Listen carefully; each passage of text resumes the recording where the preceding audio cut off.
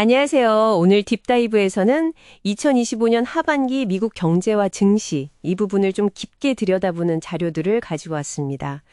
이게 지금 상황이 상당히 흥미로운 게요. 경제 지표들이 뭐랄까 서로 다른 이야기를 하고 있어요. 네, 맞아요. 노동시장은 눈에 띄게 식어가는 것 같은데 또 소비자들은 여전히 지갑을 열고 있고요. 그렇죠. 소비는 탄탄하죠. 네, 심지어 물가 상승률, 그 CPI라고 하죠. 이게 다시 오르는 추세를 보이고 있어요. 정말 좀 복잡한 퍼즐 맞추는 기분입니다. 그래서 이번 딥다이브에서 저희가 좀 풀어보려는 건요. 이 엇갈리는 신호들 속에서 연준이 왜 매파적 완화라는 좀 신중한 금리 인하를 선택했는지, 그리고 이런 환경 변화가 그 매그니피선트 세븐 있잖아요. 이런 시장 주도주들한테 어떤 새로운 의미를 던지고 있는지 이걸 좀 명확하게 이해해 보는 겁니다. 당신이 현재 시장의 그 핵심을 딱 짚어볼 수 있도록 도와드릴게요. 자, 한번 시작해 볼까요? 먼저 이 상반된 지표들부터 좀 보죠. 노동시장이 예상보다 훨씬 빠르게 식고 있다는 신호가 나왔어요. 네, 8월 지표가 좀 충격이었죠. 그렇죠. 8월 신규 일자리가 전망치를 크게 밑돈 것도 그런데 더 좀 놀라운 건 지난 1년간 일자리 수가 무려 91만 개 넘게 하향 조정됐다는 거예요. 와, 91만 개요? 네. 2000년 이후 가장 큰 폭의 수정이라고 하더라고요. 이건 뭐랄까 우리가 보는 데이터 자체를 얼마나 믿어야 하나 이런 생각까지 들게 하죠. 그렇죠. 신뢰도 문제가 생기는 거죠. 근데 바로 그달에요. 소비자 지출은 또 예상을 훌쩍 뛰어넘어서 강하게 나타났습니다. 심지어 7월 수치까지 더 좋게 수정됐고요. 네, 소비는 여전히 살아있다는 증거죠. 소비는 아직 괜찮다는 거죠.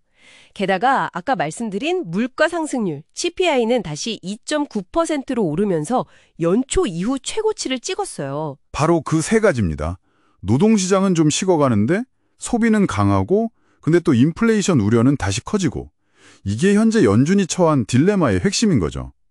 일각에서는 스태그플레이션 촉이 아니냐 이런 목소리가 나오는 것도 사실 이런 배경 때문이고요. 네. 이런 복잡한 상황 속에서 연준이 9월에 올해 첫 금리 인하를 하기로 했지만 파월 의장이 딱 선을 그었죠.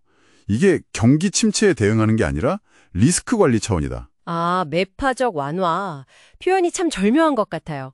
금리는 내리지만 아주 조심스럽게, 점진적으로 가겠다 이런 뜻이겠죠? 맞습니다.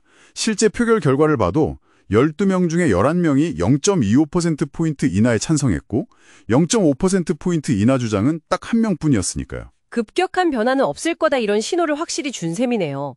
근데 이런 좀 소극적인 완화가 혹시 시장에는 좀 혼란만 주고 물가 안정이나 경기 부양 어느 쪽에도 좀 확실한 효과를 내기 어려운 거 아닐까 이런 우려도 있을 수 있겠는데요. 충분히 나올 수 있는 이야기입니다. 연준은 지금 뭐랄까 짙은 안개 속에서 브레이크를 아주 살짝 밟으면서도 동시에 엔진이 꺼지지 않도록 신경 쓰는 그런 상황과 좀 비슷해요. 특히 아까 말씀하신 그 과거 고용 데이터의 대규모 수정. 이것 때문에 지금 보고 있는 경제 지표라는 계기판마저 온전히 신뢰하기가 좀 어려운 거죠. 그렇군요. 그래서 계속 데이터를 보겠다. 데이터 의존적이다. 이 말을 반복하면서 극도로 신중하게 움직일 수밖에 없는 겁니다.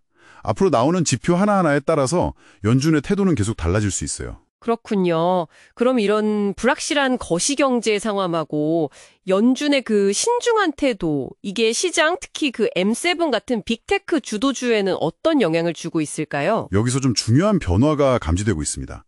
시장의 관심사가요, 단순히 AI 기술에 얼마나 투자하느냐, 여기서 이제 그 투자가 실제로 어떻게 수익으로 연결되느냐, 이걸로 옮겨가고 있다는 점이에요.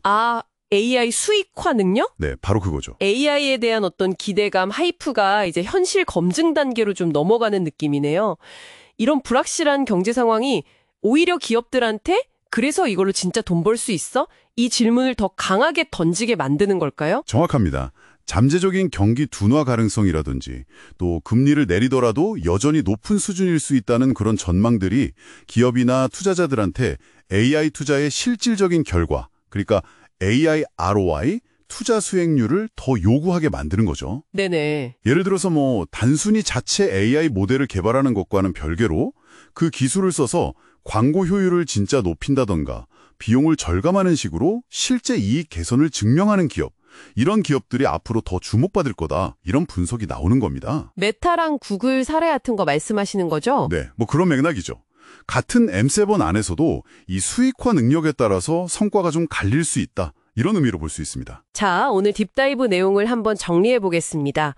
미국 경제는 지금 노동시장은 식어가고 소비는 강하고 또 인플레이션 우려는 다시 높아지는 이런 상충된 신호 속에서 방향을 찾고 있는 중입니다. 네, 복잡하죠. 연준은 매파적 완화라는 아주 조심스러운 자세로 금리 인하를 시작했지만 앞으로 어떻게 할지는 여전히 좀 불투명하고요. 시장에서는 AI 투자에 대한 그 기대감을 넘어서 이제 실제 수익화 능력을 증명하는 게 중요해지고 있다. 이런 흐름이고요. 네, 따라서 만약 당신이 투자자라면요. 이런 불확실성에 대비해서 포트폴리오의 어떤 안정성, 방어적인 요소를 좀 점검해 보시고 기술주 안에서도 실제 그 AI 수익화 능력을 보여주는 기업을 좀 선별하는 시각이 필요해 보입니다. 그리고 또 핵심 경제지표 발표 전후로는 시장 변동성이 커질 수 있다는 점도 좀 염두에 두셔야 하고요. 특히 그 CPI가 다시 3%에 가까워지거나 만약 넘어선다면 연준의 행보가 더 신중해질 수 있다는 점도 기억해 두시면 좋겠습니다. 마지막으로 당신에게 한번 던져볼 질문입니다. 1년 전 고용 데이터가 이렇게나 폭에 수정될 수 있다면 우리가 지금 실시간으로 보고 있는 다른 경제 지표들은 과연 현실을 얼마나 정확하게 담아내고 있을까요? 의미심장한 질문이네요. 어쩌면 경제의 실제 변화 속도를 지표가 제대로 따라잡지 못하고 있는 건 아닐까, 이런 의문을 한번 품어보시면 현재 시장을 좀 더 깊이 있게 바라볼 수 있지 않을까 싶습니다.